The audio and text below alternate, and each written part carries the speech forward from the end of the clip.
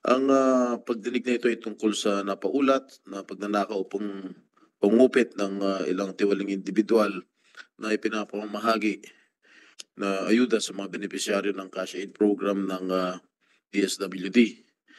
Ang Assistance to Individuals in Crisis Situations, o yung tinatawag natin na AICS, ay isang pangunahing programa ng DSWD para sa mga pinakamahirap na pamilya, yung mga walang-wala at yung mga nasa laylayan ng ating lipunan.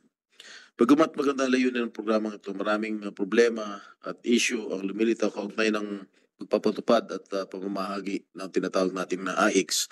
Nakakalungkot na isipin na ang mga biktima ng ayuda scam ay mga kababayan natin may hirap at mga estudyante na kailangan ng educational assistance. Ang mga biktima ay mismo mga taong nais sanang matulungan ng ating AICS program ng DSWD.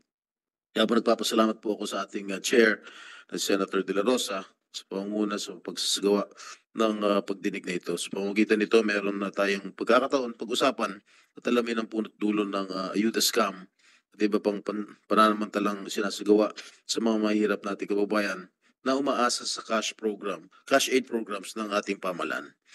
Maasa po ang inyong lingkod na makaisip ng mabisang solusyon ng committee ito upang hindi na maulit ang ganitong scam at mapanagot ang mga taong nasa likod nito.